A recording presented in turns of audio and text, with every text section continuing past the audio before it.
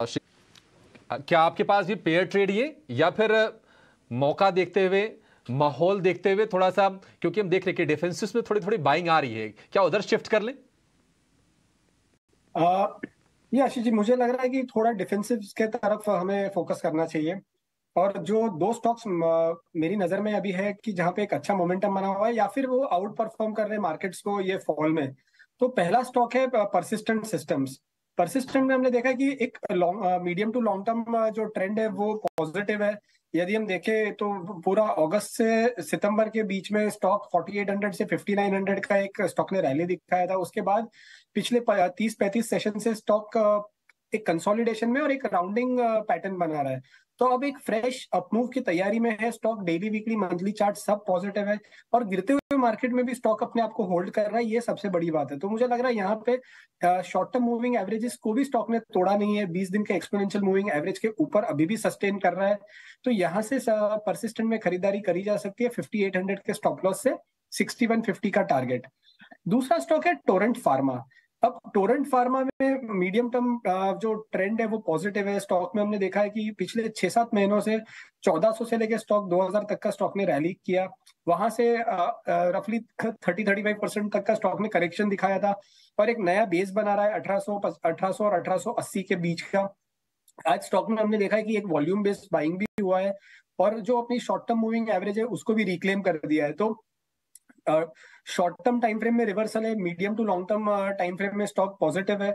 तो मुझे लग रहा है यहाँ पे टोरेंट फार्मा को खरीदा जा सकता है 1900 के स्टॉप लॉस से 1985 और 2010 के टारगेट के लिए। ओके, ठीक है। तो ये हुई सुदीप की कॉल्स। श्रीकांत की कॉल्स पे आ गए। कुणाल परार भी हमारे साथ, उनसे भी बात करते हैं। कुणाल बताएं, कैसे ट्रेड करेंगे आप? दो कॉल है, दोनों में, एक में बाय और एक में सेल है। सबसे पहला बाय वाला देख लेते हैं। जुबिलेंट फूड एक काफी अच्छी मोमेंटम हम एक्सपेक्ट कर सकते हैं जुबिलेंट फूड में। फिलहाल स्टॉक 530 के अराउंड ट्रेड कर रहा है।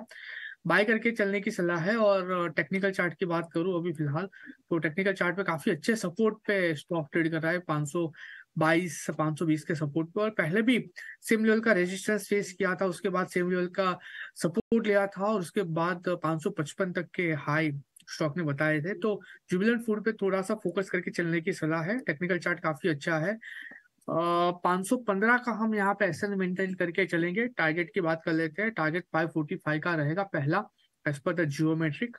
अगर 545 ब्रेक होता है तो 565 के दूसरे टारगेट भी हमें ये स्टॉक दिखाने में सक्षम है, यानी कि अच्छी खासी मोमेंटम हम यहाँ पे एक्सपेक्ट कर सकते हैं। 6 to 7% के रिटर्न हमें यहाँ पे देखने को मिल सकते हैं। 515 के एसएल से बाय कीजिए। दूसरा जो स्टॉक है वो मेरा सेल साइड है, टीवीएस मोटर। अगर मैं पर्टिकुलर चार्ट की बात करूं तो एक स्मॉलर रेंज में स्टॉक ने एक ब्रेकडाउन दिया हुआ है, एक रेंज बाउंड मोमेंटम का 1596 के लेवल का। एंड आर्ली चार्ट पे देखने जाए तो कहीं ना कहीं फिलहाल एक नेगेटिव बियर है, एक नेगेटिव डाइवर्जेंस यहाँ पे बनते हुए देखने को मिल रहा है। तो टीवीएस मोटर जो नवंबर का फ्यूचर है वो शॉर्ट करके यहाँ पे चलने की सलाह है। टारगेट की एसएल की बात कर लेते हैं। जो एसएल हम यहाँ पे रखेंगे वो है 1615 का। एंड टारगेट की बात कर लेते हैं 1560 का पहला टारगेट है। 1560 जैसे ही ब्रेक होता है 1520 तक के भी लेवल हमें ये स्टॉक दिखा सकता है टीवीएस मोटर। तो टीवीएस मोटर सेल करिए 1615 के एसएल के साथ। ठीक है, सेल कॉल्स भी हैं कई सारी, ऑफ कोर्स। जिस तरह पर अपना व्यू शेयर कीजिए कि आपको क्या लगता है कि यहां से चाल क्या होगी, और स्टॉक्स पे साथ साथ ही नाम ले लीजिएगा कि कहां पर आपको मौके दिख रहे हैं आज। Good afternoon everyone. तो देखिए, मुझे लग रहा है कि ये जो निफ्टी है यहाँ पे हमने एक कंसिस्टेंट वीकनेस देखा है। इनफैक्ट सिंस लास्ट 3 डेज अगर आप देखें तो ये सेल ऑफ है वो बढ़ते जा रहा है। और आज के दिन में भी अगर आपने देखा होगा कि इवन दो कि हम लोग एक्सपायरी के काफी नजदीक आ चुके हैं, मार्केट में सेल ऑफ कंटिन्यू होते जा रहा है। But at the same time अगर हम इसे पुट कॉल रेशियो के बेसिस पे अगर देखते हैं या तो इंडिया विक्स के बेसिस पे देखते हैं, तो मुझे लगता है कि मार्केट ने in a very short term काफी बड़ा सेल ऑफ कर लिया है। We are very close to oversold levels.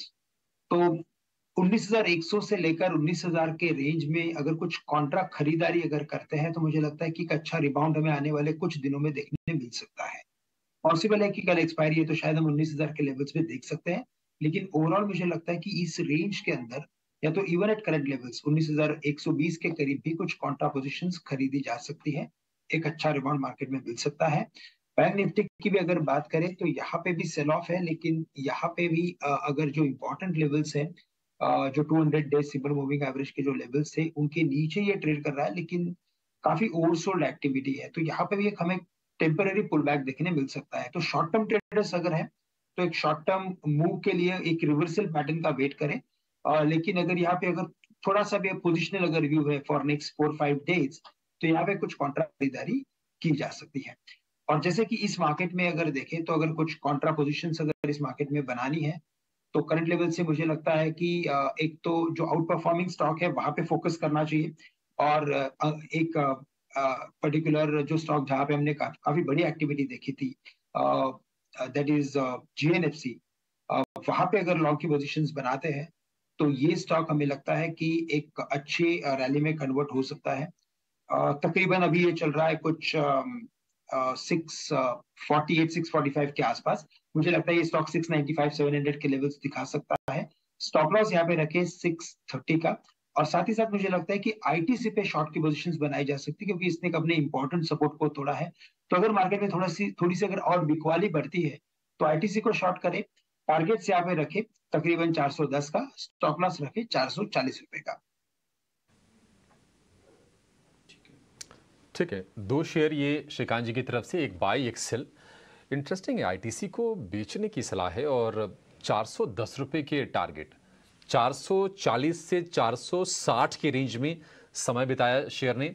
उसके बाद वहाँ पर हमने फिर से फ्रेश सेलिंग आते हुए देखी, 430 के आसपास शेयर आ गया है, लेकिन अभी गुंजाइश और है नीचे की तरफ। 410 रुपए तक ये शेयर गिर सकता है। 440 का ही स्टॉप लॉस भी होगा, अगर उसके ऊपर फिर से जाता है पोजीशन से निकल जाएगा।